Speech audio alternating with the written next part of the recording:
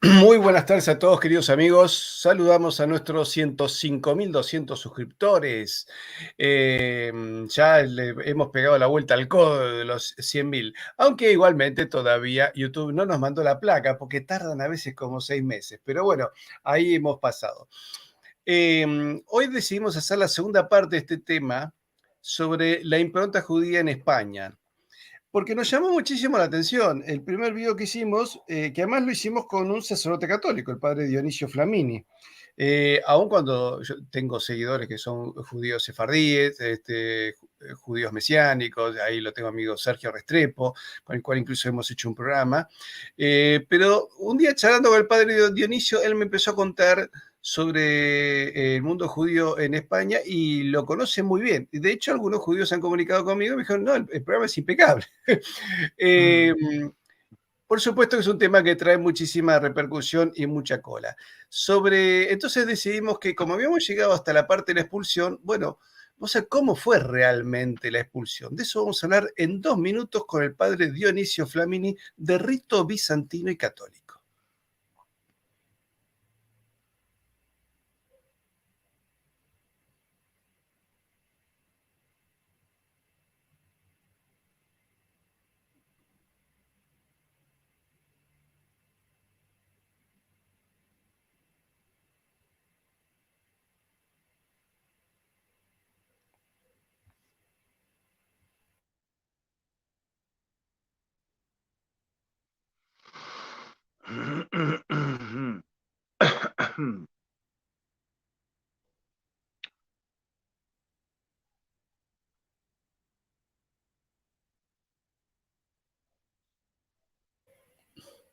Muy bien, queridos amigos, les recordamos que tenemos el curso de latín del profesor Pier Pauli, el curso de Historia, Cultura, Pensamiento de la región platense, América, España y el mundo con Mónica Nicolielo. A todos los que sean estudiantes de Historia, profesores de Historia, los invito a anotarse aquí en comunidadhispanista.com y por supuesto también los invitamos a apoyarnos en nuestro canal. Ya saben, se pueden unir a nuestro canal, ponerle me gusta, compartirlo con sus amigos, tocar la campanita para que les lleguen las suscripciones y además, hacérselo conocer a todos sus conocidos y nos pueden ayudar además con el valor de una taza de café entrando en comunidadhispanista.com y nos pueden hacer un envío. Acá en la descripción aparece también cómo pueden hacer otro tipo de donativos. Estas son llaves propias de una casa judía en España. Los judíos cuando se fueron se llevaron la llave. Reconozcamos que cuando fueron expulsados de toda Europa, muchas veces, de los ducados alemanes 5 o 6 veces, de Francia de distintas regiones también, de Italia también, de Inglaterra también, ni hablar de Rusia, de Polonia, pero varias veces esos países. De España solo una, y se les permitió llevar sus pertenencias, y a algunos se les permitió convertirse. De hecho, ya desde un siglo antes había conversos. Por ejemplo, Sant'Ángel, que fue el que financió buena parte de la expedición de Cristóbal Colón, era de origen judío. Yo pude leer algunos informes de la familia Sant'Ángel muy interesante en un español del 1400 que me costó muchísimo, pero no es fácil, pero lo logramos hablar. Bueno, estamos acá con el padre Dionisio Flamini. Bien. Hola, padre. Bien, hola, ¿qué tal? O sea, vuestra merced muy bien hallada. Muchísimas gracias. Podríamos hacer me dice programas en el su... castellano del siglo XV, estaría maravilloso. ¿Sabe, padre, que Que, hay una región de Colombia que me llama así su merced? Y sí, me decía Pablo sí, Victoria, el gran bueno. historiador colombiano, el hombre que ha demistificado el mito de Bolívar, que me dice que sí, hay una región en Colombia que se habla el español del siglo de oro.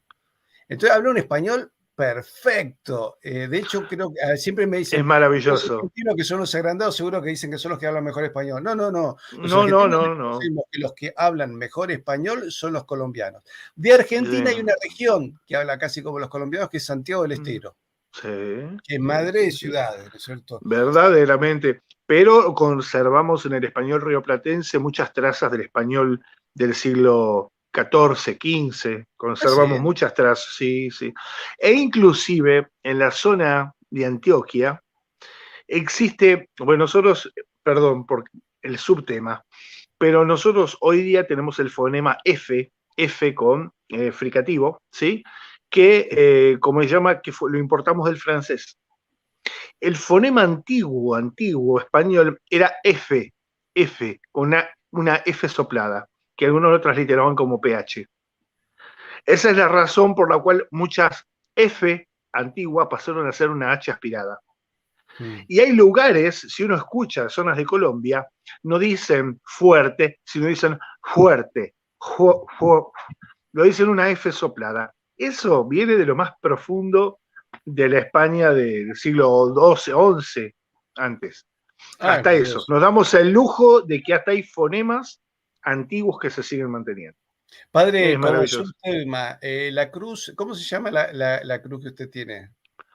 Cruz de San Andrés, cruz de 8 puntas, no es la cruz de San Andrés típica, también le llaman cruz ortodoxa, cruz bizantina. Tiene añadido el travesaño inferior, donde están clavados los pies, de manera independiente, porque la tradición oriental dice que Santa Elena encontró los 4 clavos y que en su viaje a Constantinopla, llevando las reliquias de la cruz, una gran tormenta estuvo a punto de hacer sucumbir el viaje, y entonces ofreció un clavo que echó al mar y la tempestad se calmó. Por eso en Oriente se representan los pies clavados separados. Separados. Exacto, Padre, pero la inclinación de la barra hace referencia a los 2 ladrones crucificados a los 2 costados de Jesús. Uno que lo vilipendiaba, lo insultaba, y otro que dice, ¿acaso no tienes temor de Dios? Nosotros estamos aquí por lo que hicimos y él es inocente. Y a ese Jesús le dijo, hoy estarás conmigo en el paraíso. Por eso, salimos. frente a la cruz, exacto, frente a la cruz, lo único que podemos hacer es o reconocemos nuestros pecados y nos dejamos perdonar, o nos hundimos con ellos, porque nos volvemos ajenos al perdón de Dios. Hay una novela de Hugo Boss, donde creo que Juana Tabor 666, Sí. donde hay un monje argentino, viejito, que tiene una aparición que se le presenta a Voltaire, y Voltaire condenado. Entonces le pregunta, ¿cómo fue tu condenación? Dice, bueno, Cristo se me apareció con mi condenación y dijo, pero yo no la voy a firmar. Si vos te arrepentís, yo te perdono. Y era tan mi soberbia, dice, que tomé mi condenación y yo mismo la firmé. Es decir, Terrible. estaba muy loco Voltaire. Terrible, terrible. Si mal no Dios recuerdo, es él el que dijo que aunque yo agonice y pida los sacramentos, le dijo a sus discípulos, no permitan que entre el sacerdote. Y es así que, de acuerdo a lo que cuenta la crónica, él murió con gritos de desesperación. Sus allegados no le trajeron al sacerdote, aunque él lo pedía a gritos. Es horrible eso, es terrible. Por eso hay que cultivar el temor de Dios, no tirar de la cuerda, ser agradecido con el Señor que es tan bueno con nosotros, y La que Él verdad, tiene porque digamos, misericordia infinita. haciendo una teología futbolera, Dios le puso la pelota delante del arco y la tiró afuera. Es decir, ya excede. Somos humanos y los limitados somos nosotros, por eso. No es que Dios tenga limitación, es que nuestro tiempo es limitado, nuestras oportunidades lo son porque nuestro ser lo es. Él nos invita a la vida sin límites, pero hay que aceptarla en sus términos. No somos Dios, no somos iguales. Claro. Él nos Padre, transforma. la otra vez habíamos llegado casi hasta la expulsión con el primer programa que Bien, hicimos. Es sí, calle de la sí. Judería Vieja, Muy principal de bien. la antigua Aljama, donde Sí. vivían los hebreos hasta su expulsión en el año 1492. Bien. ¿Cómo fue la expulsión? Voy a hacer una salvedad justamente con este tema. Bueno, evidentemente el programa le gustó a mucha gente. Algunas personas se atragantaron un poco, no terminaban de entender de qué trataba el programa. Otros me decían, uy, qué bueno, ¿cuánto sabe de los judíos? Le dije que yo no hablé de los judíos, yo hablé de España. Claro. El fin, primero, obviamente, a nuestros hermanos judíos es mostrar no solamente que las cosas eran muy distintas de como la consabida propaganda antihispánica insiste y que nos lo terminamos creyendo, sino también mostrar que la España de la que venimos no era ningún martillo de una máquina de sufrimiento, ni de maltrato, ni de mucho menos, sino que era un lugar donde se fue gestando una humanidad cristiana pero que incluía otras personas que en buena parte de los casos estuvieron muy a la altura de la situación. Es decir, cuando en un montón de reinos en Europa fueron expulsados los judíos, no voy a decir que tenían razón en expulsarlos, pero había conflictos concretos de, podemos decir, en algunos casos, por ejemplo, ambición de los monarcas. ¿eh? Es decir, fueron echados sencillamente porque el rey en Francia fue Felipe, a principios del siglo XIV, les pide un préstamo y los echa. Entonces fue deshonestidad en este caso. En otros casos, por ejemplo, siempre se buscaba, obviamente, que fueran protegidos, acompañados hasta las puertas del reino. Pero la verdad es que buena parte de esas expulsiones, muchas fueron muy sangrientas.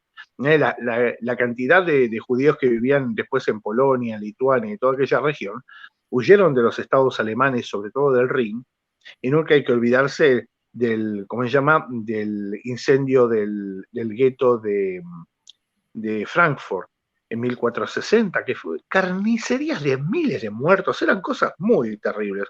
Pero bueno, no nos extraña porque en esa misma época en la cual en esos países se quemaba a la gente por ser bruja, en España no pasaba eso.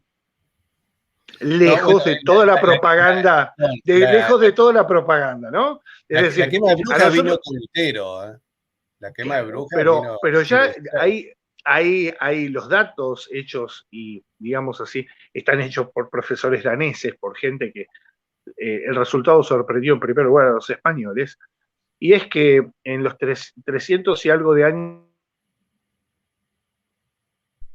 desde 1300 y tanto hasta el 1700, las 40.000 personas quemadas en la hoguera en Alemania se correspondían con 20.000 quemadas en Francia, con 10.000 quemadas en Inglaterra y con 47 en España. ¿Me explico? Entonces, en esos tiempos en que en aquellos países hoy llamados avanzados se quemaba a la gente, en España era otra la costumbre. No, porque había ley, porque había orden, porque había humanidad, porque hay justamente hay un toque humano que tiene lo hispano, que se ve en justamente el relieve va pasando a lo largo de la historia.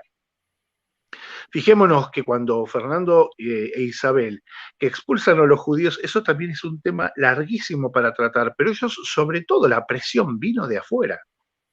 Primero que se había generado una serie de convulsiones internas por esta situación de las conversiones forzadas, que ya estaban generando un caos social. Pero por el otro lado, es que la presión, la felicitación de ser hostil con los judíos, perdón, vino de la Santa Sede. Y vino de otros aliados que acusaban a los españoles de ser, de casarse con gente de origen judío y morisco, y moro, y los acusaban de tolerantes, de abiertos, de cultos, de un montón de cosas que hoy resulta que esas mismas voces dicen que la intolerante, la inculta y la mala era España. Entonces pongámonos de acuerdo. En aquellos siglos, si España se caracterizaba por algo, pensemos en el siglo XIII, siglo XIV, XII, todos esos siglos, la gente iba a España a aprender las cosas, las novedades, las cosas que iban a mejorar la ciencia, inclusive la ciencia aplicada, la filosofía, la medicina, la astronomía, la matemática, ¿sí? Es decir, había una fuerza guiada en la cual la fe ordenaba la vida de las cosas, no hacia el fanatismo, porque el fanatismo no tiene nada que ver con la fe, sino hacia la justicia. Entonces eran sociedades donde había un grado de justicia y una claridad de funciones mucho mayor. Algunos le dicen que el hecho de que lo que hoy llamamos España haya sido una serie de reinos que, muy aferrados a su fe, tuvieron que mantener una lucha constante contra el infiel, que eso hizo que lo que se llama la Edad Media, que generalmente está representada por una sociedad llena de abusos, es algo más típico de los países más de Francia, de Alemania, de Italia, que de España, que estaba en una lucha muy austera y muy sufrida contra el infiel. No había tiempo para hacer las cosas mal porque uno se equivocaba y perdía terreno. Esa tensión de que todo está en torno a la fe, obviamente caló muy profundo en un pueblo ya religioso de por sí, pero caló no solamente una profesión de boca cristiana, sino en virtudes cívicas inspiradas en la fe cristiana. Por eso no cabe el lugar para el odio como criterio. No es un criterio. Entonces, Que España producía esos místicos extraordinarios. Místicos, humanistas, personas, inclusive una de las cosas es el racionalismo español, que no es el racionalismo de cartesiano de Francia, es un racionalismo el uso virtuoso de la razón sometida a la fe para todas las cosas. Es del cual desciende el sentido común español, esa vieja ese entendimiento de la realidad de las cosas a la luz de la razón. Eso es un patrimonio, es algo que no se hace en un día. El sentido de dignidad propio del componente de la sociedad, porque la sociedad es verdad que estaba dividida en estamentos, pero cada estamento se consideraba digno, no había plebeyos sirvientes por fuera, cada cual tenía que cumplir su función. Cuenta un viajero ruso del siglo XIX que después de recorrer toda Europa, cuando llega a España, su asombro era, dice que en los demás lugares los que hacían trabajos menores o innobles o lo que fuera, se ponían a sí mismos en ese lugar de siervos, de pobre gente. En cambio en España decía, el zapatero es el señor zapatero, el herrero es el señor herrero, el noble es el señor noble, cada cual tenía señorío sobre aquello que tenía que hacer y no se consideraba menos que los demás. Y ese sentido de dignidad de sí mismo no brota de un orgullo humano, sino que brota justamente de que la fe ilumina que somos hijos de Dios, somos iguales ante Él porque somos hijos del bautismo.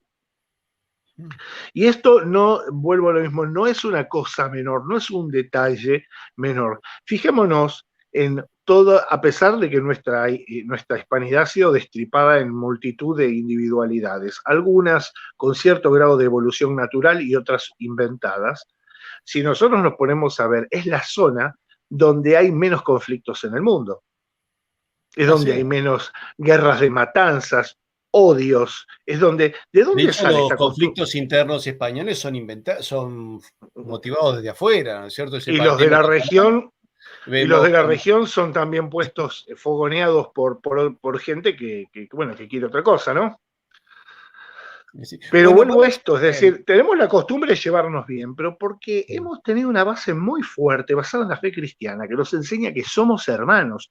Hoy mismo, a pesar de todas las narrativas a veces chauvinistas de algunos países, entre nosotros nos llamamos países hermanos, hermanos de lo mismo. Y hoy hay un renacimiento de esa conciencia que tenemos que celebrarlo, porque se debe al vigor propio de la identidad que Dios nos dio, en particular a través de la lengua. Y esto es algo que hay que celebrarlo. Entonces, yo digo, este tiempo nuevo que se abre delante de nosotros, ¿lo vamos a hacer repitiendo viejas alergias, repitiendo viejos errores?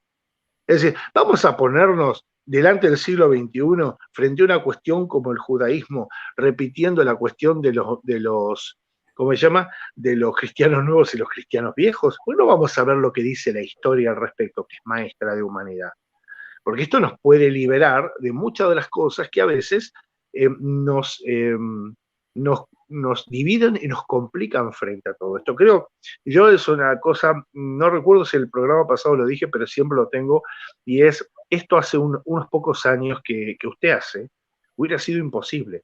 Pero gracias a personas que se han comprometido como usted y que han generado lugares como este canal, este fenómeno no es un espacio marginal, es un espacio pujante que está capitalizando lo que millones de personas están sintiendo en este mismo momento. Amor a lo propio. Pero para amarlo hay que conocerlo y sacarse toda clase de aquellas cosas que nos han dividido en los últimos siglos y que nos han vuelto un poco una mayoría perezosa, o tal vez poco ingeniosa, o tal vez poco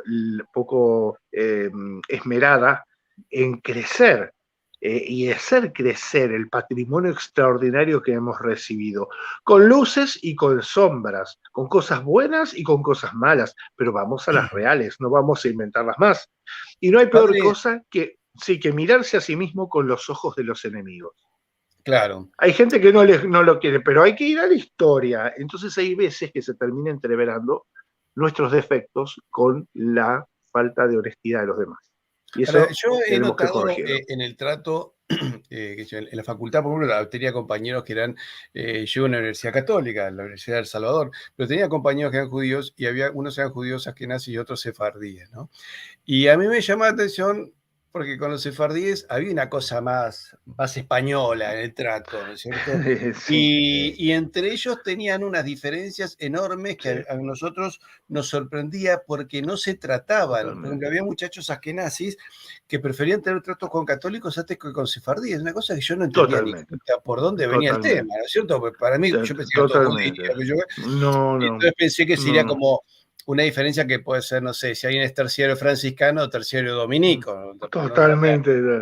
Bueno, No, parece en que no, este las caso diferencias no. eran grandes. ¿Cómo fue la expulsión realmente? ¿Se los La, trató exp- bien, o sea, mal? ¿Cómo fue? la expulsión fue podemos llamarlo un operativo humanitario en términos modernos, porque sus majestades Isabel y Fernando previeron que obviamente esto era algo que los judíos siempre habían estado bajo protección, por eso pertenecían al rey. El rey llamaba, decía, mis judíos, eran suyos, no eran ciudadanos del reino, sino que eran huéspedes del rey.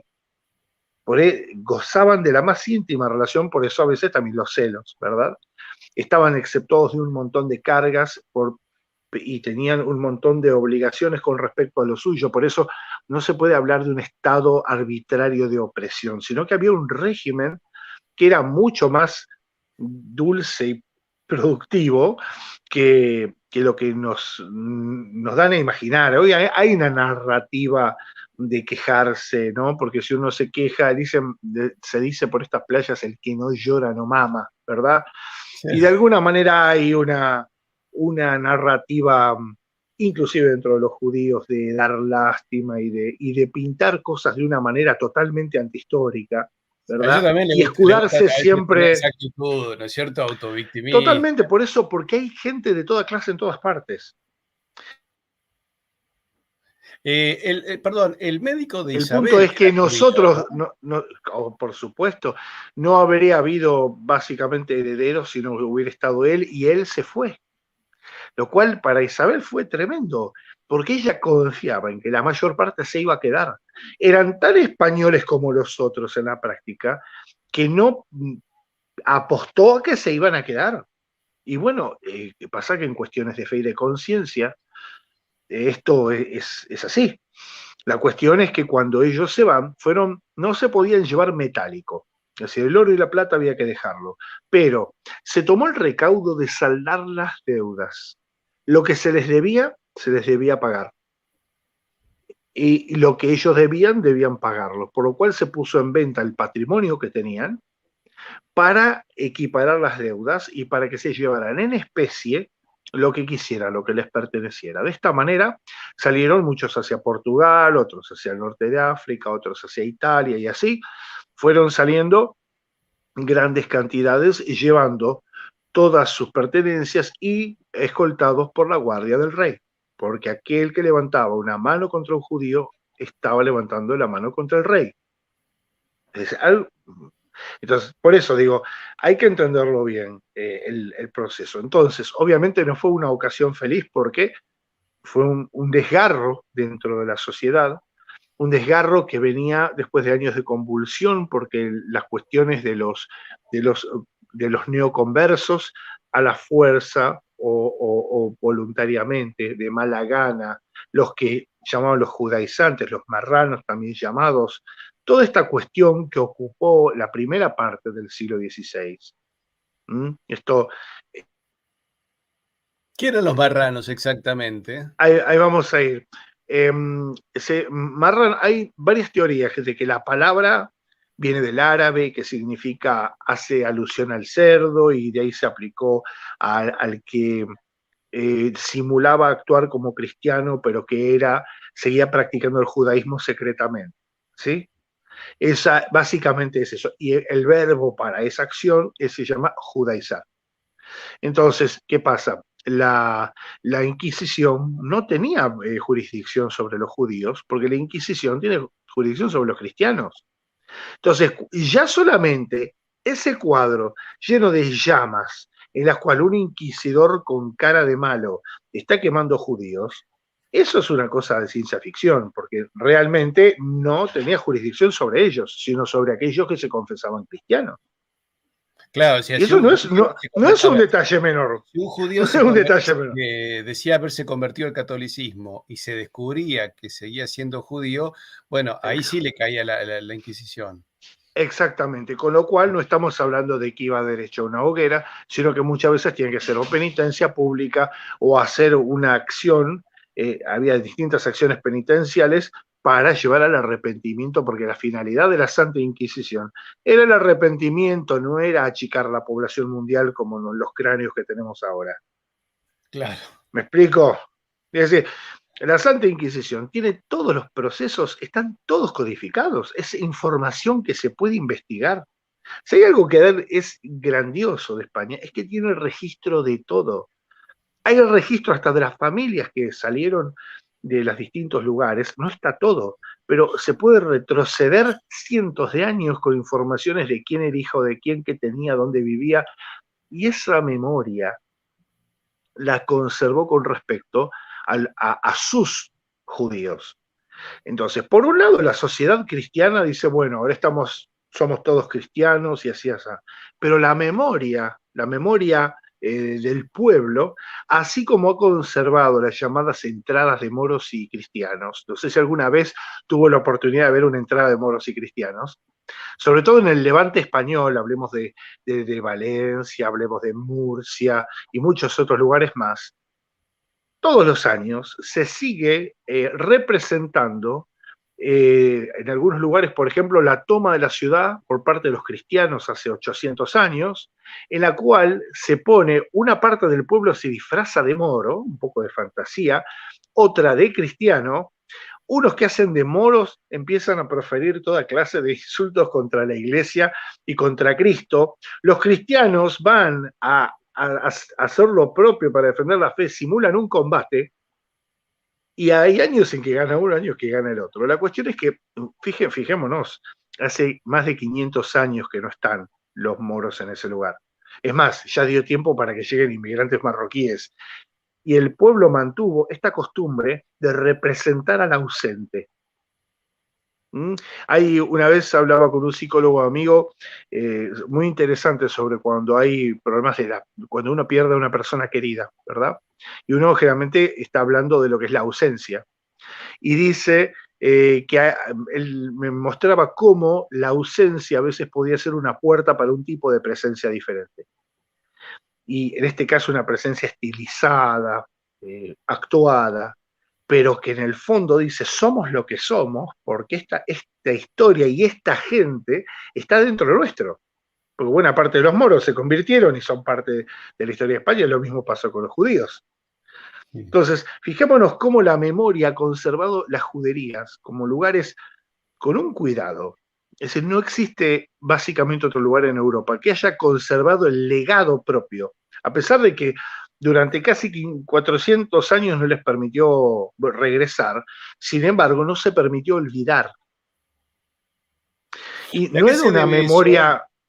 ¿Por qué no olvidado? Insisto, porque en realidad, digamos, porque a mí me llama la atención eso, el español católico, o sea, que es practicante realmente. El que es verdaderamente cristiano. Sí. El que sea verdaderamente español, no reniega de estos pasados, los incorpora como parte de, como también están orgullosos de su pasado romano. Es decir, absolutamente. hay algo que los argentinos tenemos que agradecerle a España, es que nos trajo la grandeza romana, la grandeza del pensamiento griego y el cristianismo.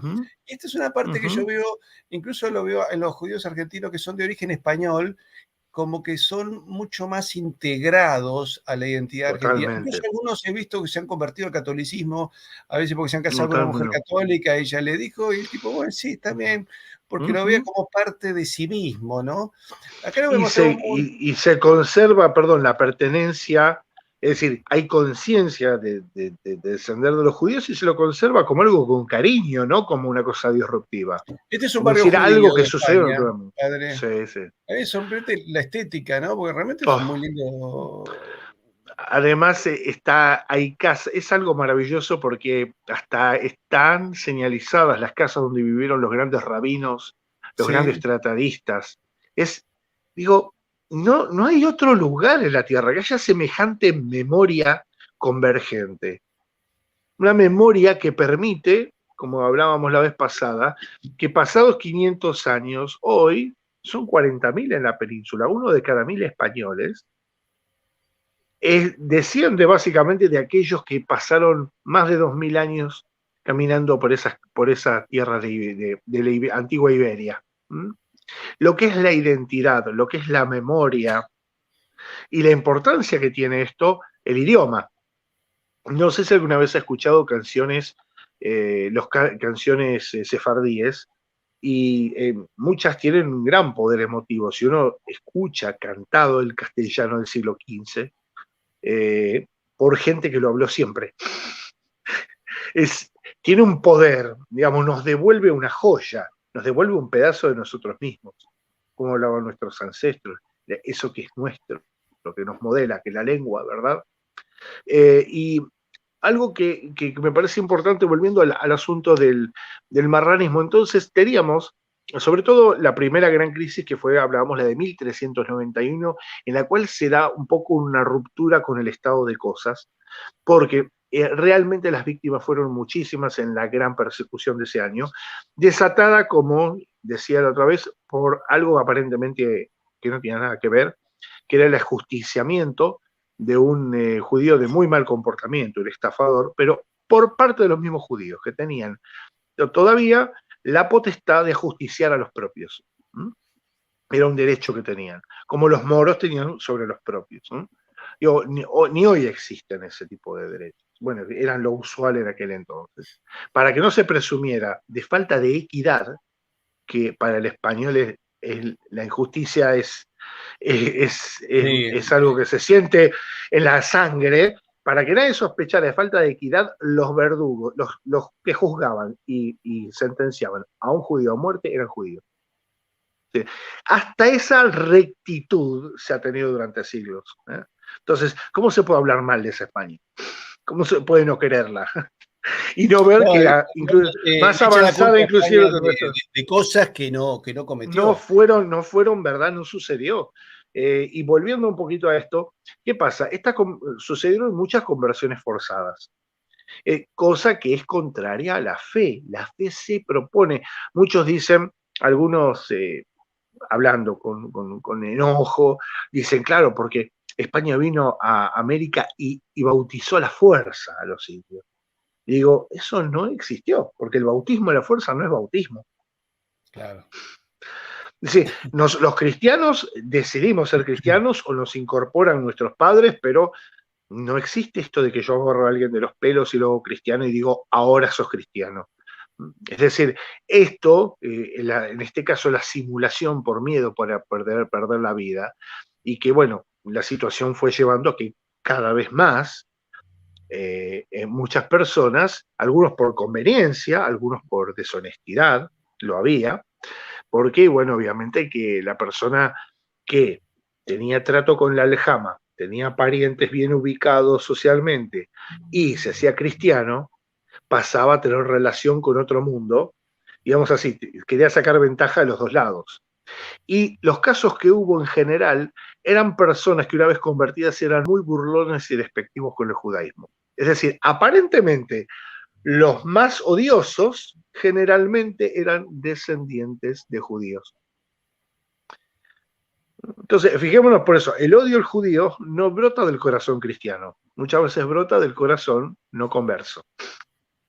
Eso es, del falso converso. exactamente, exactamente. Ambas cosas, el antijudaísmo y el marranismo, corren muchas veces por los mismos cauces. Y esto, cuando se establece como una presión social, porque resulta que, claro, al empezar a haber un montón de estos falsos conversos, había muchos que lo eran sinceramente, pero todos eran puestos en la misma bolsa. Sí. Entonces, cuando se pone a todo el mundo en la misma bolsa, se comete una gran injusticia, ¿sí? Ahí había una señora que la otra vez que estaba escandalizada, dice, hay un sacerdote que diga populacho a la gente. No, no, una cosa es el vil populacho, que se quiere aprovechar de la desgracia ajena, no tiene nada que ver con el pueblo cristiano. El pueblo cristiano practica las virtudes, no anda matando a nadie con un palo. Vive Claro. santamente su vida, proclama la fe y sobre todo cumple los mandamientos de Cristo. ¿Mm? Eso es lo que nos hace cristianos, cumplir sus mandamientos, nutrirnos de los sacramentos, ser parte viva de la iglesia y que básicamente en el centro de todas las cosas, nuestra querida gran patria española ha sido eso, es el despliegue del espíritu cristiano en muchas de sus facetas. ¿Cómo Entonces, se no llama se la trata de familia ser esa que mejor o peor de los demás, ¿eh? No, no es una cuestión comparativa a extra, perdón, sino de recuperar la dignidad de lo que es uno, recuperar, andar con la frente muy alta, agradecido a lo que uno ha recibido de Dios. No vilipendiarlo, decir seguro eran todos malos, era toda una porquería. No, no, no, no, no es verdad. Eso no es verdad. Y la mentira repugna ¿eh? A aquel que quiere servir a Dios. Las cosas tienen que ser veraces, tienen que ser claras, tienen que ser justas. Si no, no se puede. Perdón. Me quedé pensando, uno es los parientes de Teresa de Ávila, de la Santa Teresa de Claro, Ávila, sí, eran judíos, exactamente. ¿no? Sí, por supuesto, Pero ahí, digamos, ella, hubo una por conversión parte del real. padre, por supuesto, y muchas más, como podría ser Fray Luis de León, y como podría ser muchísimos otros más, en los cuales ya pensemos que en 1599, poco más de 100 años después de la expulsión, era imposible rastrear las verdaderas genealogías de la gente. Es decir, el documento que se emitió sobre la pureza de sangre duró muy pocos años porque se diluyó en el conjunto de la población los numerosos judíos que habían quedado y los que descendían de los que se convirtieron a lo largo de los siglos, porque la conversión de los judíos al cristianismo no está centrada en un punto. La conversión se ha dado a lo largo de todos los siglos. Uno va, por ejemplo, en Ágreda, en la provincia de Soria, en Castilla-León, uno entra a la catedral y ve una figura un poco extraña de alguien sentado, como a 10 metros de altura, una cosa muy extraña. Y es la esto es historia, de una vez que se hizo una procesión con el Santísimo, y se había mandado que ese día, al ser feriado, nadie trabajara. Y había en la aljama, que está ahí nomás de la catedral, lo que queda en la aljama, muy bonita, con la sinagoga y todo, había un zapatero que dijo, yo soy judío, no necesito seguir esas cosas, voy a seguir trabajando. Pero bueno, era un hombre honesto, trabajador, resulta que se le aparece la Santísima Virgen y le reprocha que esté faltando a Dios de esta manera, así así. La cuestión es que este hombre se convierte. Y está representado que en ese día de Corpus de 1200, no sé cuánto, 1300, este hombre reconoció que se le había aparecido la Madre de Dios y aceptó el bautismo. Pero no estamos hablando de que alguien lo agarró de los pelos, quedó consignado en la historia y así uno recorre buena parte y se va a encontrar con antiguas historias de romances malavenidos entre un judío y una cristiana, que el padre no quería, que la madre quería, que no sé qué, que se murieron en Toledo, y así historias que son historias de la vida ¿Sabes, padre, humana. que eso me pasó? Hay dolor, hay muerte, hay tristeza también, eso forma parte de la vida, pero de gente que convive, no que se digamos así, que choca, que están conviviendo. Sí, perdón. Me pasó hace muchos años en la facultad charlando con una chica, de apellido judío, y me dice, pero posiblemente me convierta. Digo, ¿por qué? No, porque mamá es católica. Le digo, sos hija de matrimonio mixto, le dije. No, no. Los padres eran judíos polacos que se habían escapado justo un poquito antes de la guerra. Ujú. Y entonces le digo, pero como los dos son judíos, no, me dice, los dos son judíos y escaparon justo por el año 38 Ujú. de Polonia, lograron llegar acá a la Argentina. Dice, lo que pasa es que mi madre hace unos años la estaban por operar y una mujer judía religiosa, me dice, pero dice que la noche anterior se le apareció la Santísima Virgen María y le dijo, Mm. quédate tranquila, que la operación va a salir bien. Y si claro, te imaginás a mi madre, judía practicante de sinagoga, o sea, parece la Virgen, se le cruzaron todos los cables, ¿no? Y salió perfecta la operación. Además, los médicos dijeron, Sí. es impresionante la recuperación que usted ha tenido. Y Mm. la mujer le dice, comentó, ¿no? Los médicos, y cuando le comenta al marido, el marido está escandalizado y ella dijo, mira, yo la verdad voy a conocer. Y se fue a hablar con un sacerdote, muy inquisidora, muy inteligente, porque empezó a conocer distintas congregaciones, a ver con cuál le Mm. entendía, porque ya tenía este tema en su cabeza, hasta que se convirtió. Yo pude conocerlos, a los padres de esta chica, y me llamó la atención, esta mujer se conocía, por ejemplo, todas las congregaciones, como la salesiana, como la dominica, como la franciscana, sabía más que yo, además estaba Sí, fascinada con que no. yo fuese católico, y Mm. esperaba que sus hijos también. El marido estaba medio cruzado con el tema. Sí. Polaco, a él le resultaba medio indigesto, yo no sabía, yo era cortés conmigo, viste que Mm. su hija tuviera un amigo católico encima, ya el pobre hombre. Mm. Lo curioso que los hermanos de ella también les parecía fantástico. Dice, no, está bien, yo Sí. no tengo ningún problema.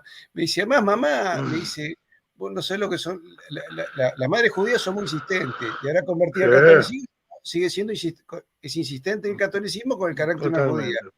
Entonces, Mm. posiblemente Totalmente. terminamos todos conversos, y pobre papá, no sé, pero en fin, lo cual me llamó muchísimo la atención. Una pregunta, bueno, primero quiero contestarle acá a un amigo del Corvo Sagrado de Plata que me está haciendo una serie de preguntas A que no es ver, el tema de hoy. Entonces, ¿por qué el rey vendió a claro. Francia? Yo le digo a este muchacho, por favor, Ya. voy a juntar todas sus preguntas, porque me parece muy Exacto, para otro interesante, programa. para otro programa, si no Esa. es inútil. Una pregunta. Sí. Acá dice que Fray Luis de León. ¿Fray Luis de León era el amigo de Santa Teresa o me equivoco? No, ese era No, Juan de la Cruz. Juan de la Cruz. Acá me dice que San Juan de la Cruz también sería de familia judía. Posiblemente.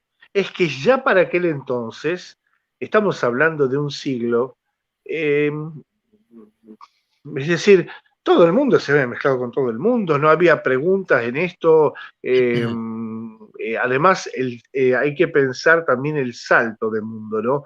Tratemos de ubicarnos en cómo se veía el mundo, si uno fuera español, póngase en el medio de la península, cómo vería el mundo, y trasládese 30 años en el futuro, cómo vería el mundo. Es decir, ya Claro. para aquel entonces, el español es ciudadano de un país con horizontes infinitos, parece.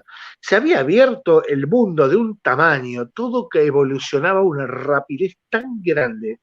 Los descubrimientos científicos, los hallazgos, las influencias, los nuevos alimentos, los nuevos lugares, las posibilidades que había.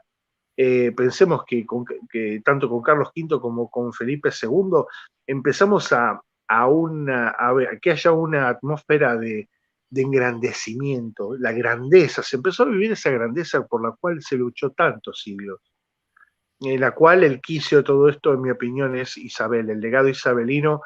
Es decir, Es enorme. resumido, es algo, ya solamente con haber recibido la gramática de Nebrija. En 1492, ese año pasó muchas cosas, ¿verdad? Es la primera Bueno, gramática de una a ver, lengua moderna. Nebrija Es, también, el autor de la gramática, él era de origen judío converso también. por Y su eso digo, hija es considerada la sí, primera profesora universitaria de Europa. porque ella continúa con la obra, y realmente la obra de Nebrija es muy importante porque permitió codificar el idioma, si no cada uno lo hablaba y lo escribía a su gusto, ¿no es cierto? Y además que sirvió de modelo, uno lee, es muy lindo leer la obra de Nebrija, sobre todo la introducción, se la recomiendo a todos, cómo él hace ese paso del castellano hablado y el castellano escrito, y cómo lo refiere como instrumento, y cómo empieza a hablar de esa reflexión de la lengua hace más de 500 años, de una lengua que la leemos, porque se puede leer la obra de Nebrija, la podemos leer, puede ser en un principio con un poco de esfuerzo, como dice Sí, Patricio, pero no sin enorme satisfacción. Leer un castellano de hace 500 años que se puede entender perfectamente y que nos está devolviendo otra imagen de grandeza que es fruto del trabajo. Y vuelvo a lo mismo, si Nebrija hubiera sido siendo judío, hubiera sido el aporte, porque venían haciendo eso hace muchos siglos, de que muchos terminaban sí convirtiéndose, pero el aporte de la ciencia, del estudio, de, podemos decir, yo diría que en España es donde predomina más una personalidad monástica, ¿no? El tener carácter castizo, que un carácter en lugar de muchas privaciones, de un clima muy duro, pero de un espíritu absoluto, de amor a Dios, y de poner a Dios y a la patria, ¿no? Y al servicio del rey por encima de muchas otras cosas. ¿Cómo no salir tantos valientes a recorrer el mundo y no como mercaderes a ver qué espejito podían darle? Espejitos cambiaban otros. Los que ponían factorías eran los que cambiaban espejitos. Los que compraban y exactamente. vendían esclavos, ellos vendían espejitos. Ahí se les fue a llevar la fe, y no cualquier cosa improvisada, sino eso con lo cual se trabajó. ¿Cómo no se puede ver en la rectitud de Carlos V de consultar a los sabios de Salamanca su relación con el servicio de Dios? ¿Quién hizo eso? ¿Cuándo se conquistó un continente entero básicamente con 2 golpes de Estado, tomando reina a Moctezuma y al Inca? Sí, es al revés, esa es nuestra historia. Entonces, ¿qué pasa? Siempre nos puede llegar a tapar la vista las cosas negativas. Y creo yo que el estado actual de cosas nos llama a ver las cosas negativas en su contexto también y entender que son parte de procesos más grandes. Entonces es verdad que han pasado, eh, han pasado, eh, siempre hay cosas de las cuales lamentarse y lo que fuera, pero teniendo una conciencia cabal de que el espacio del que somos hijos, en el cual se forma y nos fuimos formando, eh, es algo muy noble que los que han vivido ahí lo siguen celebrando, ¿no? Si no, vuelvo a lo mismo, era más fácil volver a Israel que volver a España. Sí, Sin la verdad que sí. embargo, ese sentido de continuidad. Otra vez leía un reportaje a una uruguaya de Sefardí que decía: yo en Uruguay la verdad tenía muy buena posición, dice, pero yo tenía que venir acá en nombre de los míos. Y se fue a vivir allá. Y dice: volví. Si yo no fui, volví. Ese sentido de Padre, crucismo. claro, yo me quedo pensando, ¿no? En un español de 1600, 1650, se sentirían dueños del mundo. ¿Viste? Combinamos Por favor. Flandes, Filipinas, América de Norte Era a Sur, colosal. ¿Qué ejército bueno, levantaba un dedo contra los tercios? ¿Qué flota podía igualarse al español? Es decir, en la enseñanza, en un montón de cosas. Pero claro, dicen, así como en inglés se dice el orgullo precede a la caída, tenemos que darnos cuenta que dejamos de trabajar los dones, que nos quedamos en regodearnos de tantos dones. Cuando los quisimos acordar, nos estaban acogotando aquellos que antes nos tenían respeto. Y creo que una nueva hispanidad es una hispanidad vivida de cara al futuro, pero con las raíces muy bien claras, ¿no? De que lo que somos. sí. Padre, acá algo que me han insistido más de una vez, más de uno se puso en contacto conmigo, qué sé yo qué, me dice, y es un tema que yo no lo conozco, lo he escuchado hablar, pero estaría hablando de más si quisiera plantear algo en serio, así que le pregunto a usted, ¿Cuál es la historia del niño de la guardia? Por el Ah, cual muy bien. más de uno ahora se ha enojado conmigo. En, ¿Qué es esa en historia? algún momento, mire, esto es muy simple. Este es un programa de historia, este es un programa de hispanidad, este es un programa para profundizar en los temas con una mente dispuesta a conocer las cosas como son. Estamos en 2020, ¿verdad? 2022, mira, hasta eso. Corría el año 1887, ¿sí? Hoy un poquitito antes. De acuerdo a una historia que tiene su raíz en el 1491, aparentemente, se cuenta de que había un niño que, de acuerdo a unos testimonios, había sido criado primorosamente por un judío llamado José Franco,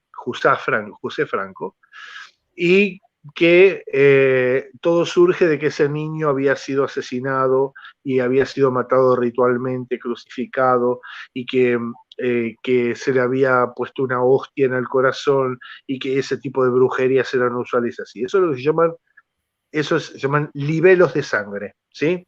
Sobre su realidad o su fantasía podemos dedicarle un programa porque tengo material histórico, no leyenda, ¿no? Historia. E inclusive de gente de origen judío. Así que será cuestión muy interesante ver qué realidad hay de todo eso.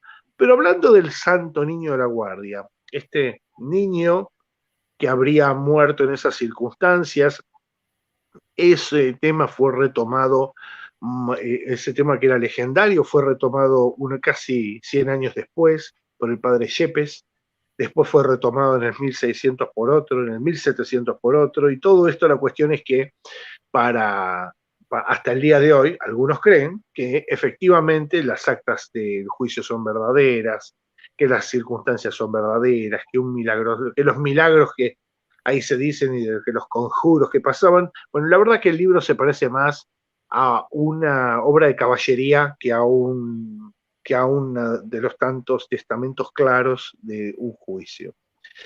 Un tal Fidel Fita, en 1887 escribió en la Academia Nacional, en el cuaderno de la Academia Nacional Española de Historia, la refutación, punto por punto, de una manera exhaustiva, que ahí ya no es un programa, hay que quedarse un año porque es un fangote así, las explicaciones que da para mostrar que es un mito. Esas cosas que se dicen y que de las cuales se repiten, de las cuales se le añaden, de las cuales se le ponen, y que de alguna manera, ya digamos así, no, su repetición lo único que hacía era confirmar ese sentimiento antijudío que había en una sociedad que ya no tenía judíos, lo cual es bastante ya más raro todavía, ¿no? Porque tenerle alergia a las gaviotas en un lugar donde no hay gaviotas es medio ridículo, pero bueno, España ha tenido ese tipo de cosas, tener alergias de cosas que carece, ¿no? Entonces, la cuestión es que ya estamos hablando de 1887. Siguen apareciendo cosas que siguen volviendo sobre el tema porque evidentemente esto se guardó, se cementó en lo profundo de la conciencia popular y de un mundo en el cual se ha repetido, como se han repetido muchos otros mitos, de los cuales nuestro trabajo aquí, en el cual sumo mi pequeño aporte a tu gran cruzada, oh Patricio, de desasnar las mentes, de correr el velo de tanta cosa legendaria y tanta cosa negro legendaria, verde legendaria, rosa legendaria, lo que fuera, ir a la historia y reconocernos en un hecho real. Así que hay algunas personas que todavía creen que eso es así. Vayan a las fuentes y yo no me voy a molestar en convencerlos. Vayan a Revista Nacional de Historia de España, la revista de Historia de España, en 1887, tal Fidel Fita va escribiendo, les va a llevar mucho tiempo, porque además están los textos del siglo XIII, XV, lleva mucha cosa larga. Eso para explicar un tema. Ahora, sobre si hubo o no libelos de sangre, eso podemos hablar otra vez. Porque ese es un lugar común en toda Europa que aparecen distintas acusaciones. Entonces, hay algunas personas que creen que eso fue así, digamos, que hubo libelos de sangre, que hubo algunos grupos sectarios, no estamos hablando del judío de la tienda, el judío de acá, sino grupos sectarios internos que cometieron algunas fechorías. Que haya gente que cometa fechorías, las hay, y cada cual las hace según su especie. Es decir, no es un tema, no es un tema que puede englobar a un pueblo y mucho menos a lo largo del tiempo. Pero sobre la realidad de eso, me gustaría que otro día entremos con documentación, hablar específicamente de eso. De qué realidad hay, en qué lugar, cuándo, cómo, por qué no, qué es verdad, qué es mentira. Creo que eso puede llamar la atención. ¿Cómo se llama? Solzhenitsyn y el mismo presidente Putin dijeron que la muerte de la familia imperial Romanov, por ejemplo, sí estuvo en manos de judíos y que incluso hubo algo ritual, unas manchas. Ahí hay que investigar, hay cosas que son bastante complejas, pero fijémonos lo que son. Hay un dicho, hay una sentencia, por lo menos popular, que se le atribuyen a Einstein. Yo no sé si la dijo Einstein, que dice, es más fácil destruir un átomo que un prejuicio. Claro, eso es cierto. Entonces, lo que hay que hacer es ciencia. La ciencia achicharra los prejuicios, el conocimiento, el ir estudiando. Los rusos conocen de España mucho a través de sus amigos los protestantes.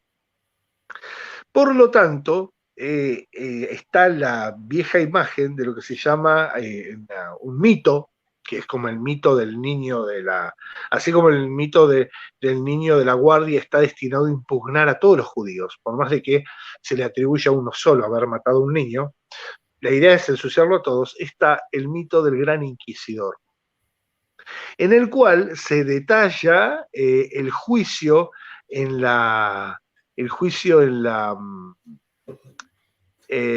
ante la Inquisición del mismo Cristo, en el cual un inquisidor le habría dicho a Cristo la inconveniencia de su aparición en la tierra, de que él merecía morir otra vez por haber aparecido en la tierra, porque transformaba en vanos todos estos oficios, toda esta cosa, que eso sería, digamos así, para un ruso de formación clásica, el catolicismo y sobre todo el de España es una mera cáscara sin contenido, es un institucionalismo sin ningún fruto verdadero.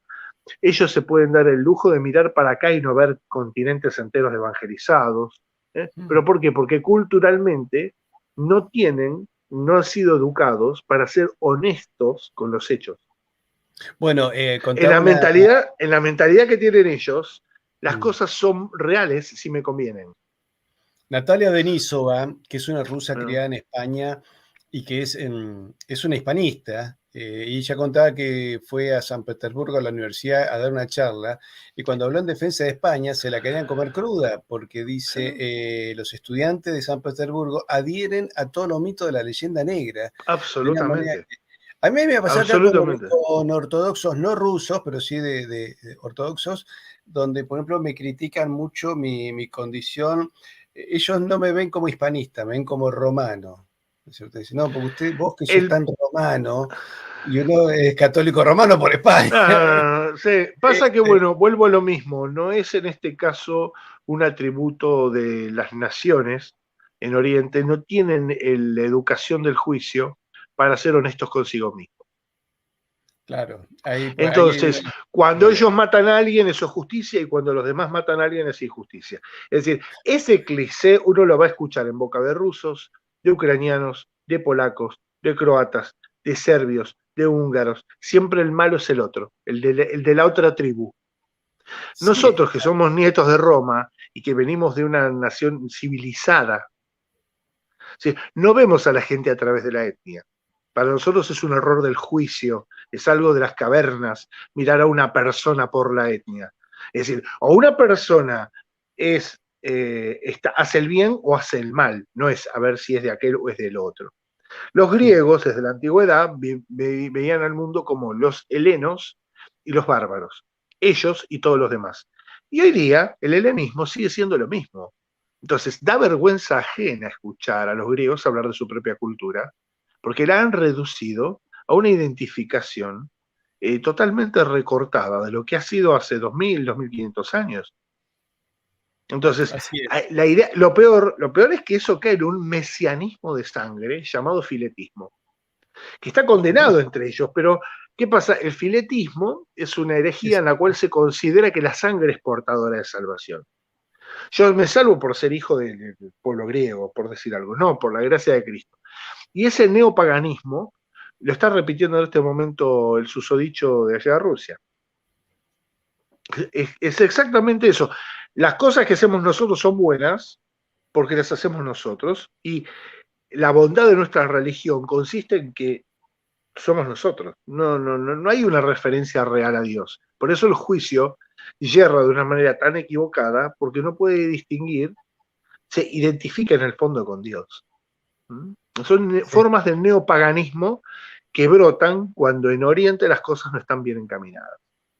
No, Por por eso acá eso dice, es tan todavía pobre el en Europa juicio. Oriental todavía guardan odios antiguos y no se perdonan cosas Viven. que en el este de Europa es extraño, se odian a pesar de los años, se acuerdan de todo agravio, ¿no es cierto? Acá nos dice Ulises. Y Bueno, eso además, yo lo he visto acá pero, cuando pero fui a los sostiene esa mentalidad tribal de que cada cual es capaz de desplegar las mejores bondades con respecto a su propia nación, pero al que está del otro lado del río le desean que le lleven ascuas y azufre. Sí. Entonces, y yo estaba mirando, obviamente es terrible lo que está pasando en Ucrania, es horrible, ¿sí? Pero que una persona cristiana diga, pobrecito fulanito que murió a manos de los moscovitas, maldigo 7 generaciones de esta gente, los maldigo por 7 generaciones. ¿Me explico? Entonces, ¿dónde está la fe cristiana ahí? No hay fe cristiana, es ropaje. Porque cuando una persona se identifica a la nación como el absoluto, está identificándolo con Dios. Claro. Y ahí es donde ningún nacionalismo es portador de salvación, sino la ciudadanía de la iglesia, la que nos hace hijos de Dios, que fecunda la nación a la que pertenecemos. Pero eso lo sabemos nosotros que venimos de 2 veces haber vivido en un imperio en el cual se cultivó el cerebro para pensar, no para llevar casco nada más. Padre, me voy con 2 anécdotas Sí. que muestran nuestro carácter. Uno, me contaron hace poco unos chicos de un canal de una youtuber coreana que visita Nueva York. Y en el tour, ella se cruza con una chica coreana y ni siquiera la saludó. Pero una de las chicas era mexicana y conoce a una que era puertorriqueña y se hicieron amigas y se fueron a charlar juntas. Y yo no entiendo nada. Obviamente. Yo me cruzo con una coreana y la saludo. Esta mexicana se conoce con una puertorriqueña y ¿qué es lo que tienen en común? Se dice ella, medio como pregunta y medio como sarcasmo, que se hicieron amigas, que a mí no me pasa con una. Si estos son de 2 países distintos. ¿Cierto? Eso es una curiosidad. Y otra que me llamó la atención, Jesús Ángel Rojo, periodista español, junto en su plató, en su estudio, una chica ucraniana y otra chica rusa que viene hace años en España, habla español perfecto, y cada una planteó civilizadamente su parecer con respecto a la guerra que están viviendo. Pero cuando terminó el programa, se abrazaron estas 2 chicas, no se odiaron. O sea, evidentemente, el paso en el medio por España, algo las tamizó que le Totalmente. generó una reacción distinta. Y acá me contaba, Humanidad.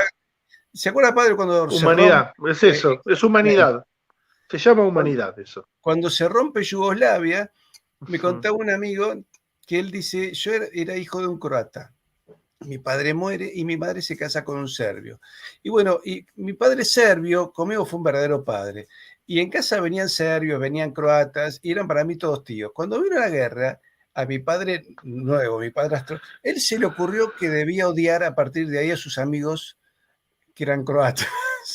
Dice, yo tuve que retarlo y decirle, mirá papá, acá el tío fulano, el tío mengano, van a seguir viniendo. Y el tío fulano, que no eran tío de sangre, ¿no? No se atrevían a venir. Y lo llamó él y le dijo, mirá que papá los espera para comer. Y dice, eran todos viejos y yo retándolos a todos, diciendo, acá no hay guerra, porque no puede ser, yo que soy mezcla de unos y de otros, ¿con qué parte mía me quedo? Dice, me tengo que quedar con Totalmente. toda mi integridad. Yo soy católico y soy para todos. Entonces acá no se discute el Exactamente. tema y dejen de pelearse por cosas que están ocurriéndose a 15.000 kilómetros, que no sabemos realmente cómo está ocurriendo, ni quién tiene razón. Y la Totalmente. razón no está dada por mi origen. La razón es verdadera, sea quien sea. Entonces, ¿Esa no, es verdad o no es verdad? claro, pelearse. Padre, le Exacto. agradezco muchísimo. Hemos tenido muchísima gente enganchada, montón de preguntas que no hemos llegado, pero si quiero responder todas, tendríamos que quedarnos un día entero y el padre además tiene sus obligaciones y yo mismo que estoy por salir en Decisión Radio de la España. Padre, le agradezco Bien, muchísimo mire que ya lo tenemos medio como de columnista, porque la gente me ha para mí pedido es un varias gusto. veces. Eh, Natalia es una eh, chica que dice que yo soy seguidora del padre, invitarlo al padre para que hable, no importa de qué. Bueno, Gracias, Natalia, muchas gracias. Bueno, padre, yo le un mando un fuerte gustoso abrazo. y sobre todo que manden propuestas. Voten Ahí propuestas está. con Patricio y lo que yo pueda aportar voy a estar a vuestra disposición. Que Dios los bendiga a todos en nombre del Padre y del Hijo y del Espíritu Santo. Amén. Y que la Santa Madre de Dios los proteja con su mano. ¿Mm? Muchísimas gracias, padre. Nos Gracias, vamos Patricio. acá Gracias a todos. con una imagen de lo que eran las llaves. A mí me sorprende el grado artesanal que tiene esta llave. Yo Ay, no sé si una esos maravilla. arabescos serán claves pero dentro de la llave, pero realmente son complicadísimas. A Es una ustedes, todos maravilla. ustedes, queridos amigos, les agradezco que hayan compartido, bueno, que les guste nuestro programa. Les pedimos que se suscriban, toquen la campanita para que les lleguen las suscripciones y ya saben, compártanlo con sus amigos y pueden entrar en comunidadhispanista.com para colaborar con nosotros acá en nuestro canal. Muchísimas gracias a todos. Un fuerte abrazo. Muchísimas gracias, padre. Fuerte abrazo. Dios los bendiga.